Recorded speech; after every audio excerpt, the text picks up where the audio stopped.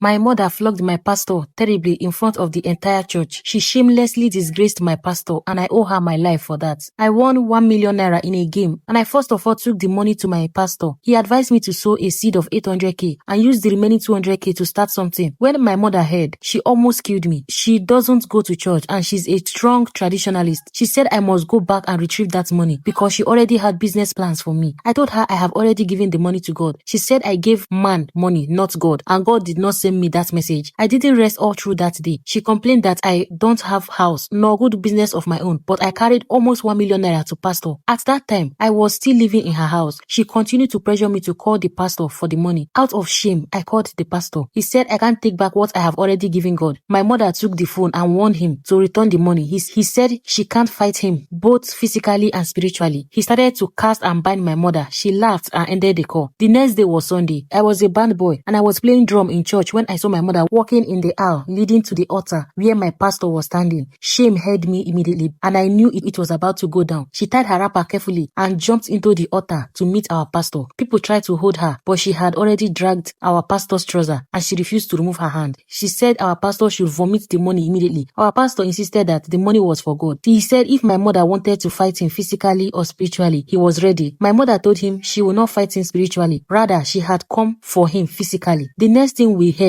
was fear on my pastor's back. We saw my mother holding a koboko and she started lashing our pastor. It was all the men that gathered to hold her down because she was really tall and huge. I was just in one corner as shame had surrounded me like a shield. She said she would not leave unless the pastor transferred the money back to my account. Our pastor was sitting on the floor looking so weak. I don't know if he was trying to process the whip. The men tried to drag my mother out and she was releasing koboko on anybody that came close. The koboko touched my back as I tried to hold her. That was when I realized why my pastor was sitting on the floor looking weak. The church scattered and some people were saying they will call police on her. She insisted that she's not living without the 800k. To avoid problem, people begged our pastor to transfer the money back to me. He stood up and gave me his phone to type the account number. He sent me back the money and he told my mother that she would not know peace with the money. My mother rebuked him and said the cause will only work if she was not the one that carried me for 9 months. She held my hand like a small child and dragged me out of the church. Everybody, including the choir girl I have been crushing on, were all looking at me. I was so angry when we got home and even my siblings were angry at her. She didn't respond to any of us. The next day, she took me to the empty room in front of our compound. She planned to use it as a shop because it was part of what our father left behind. She said I would be the first to start using it for business. She took me to one of her friends in the market who sells drinks. She borrowed 500k and added to the 1 million and we bought drinks and repaired the shop. I started using the shop to sell drinks in small quantities. When some of my uncles saw that I have started business, they gave me small money to add to the business and the shop started booming. From there, I went to a bigger space.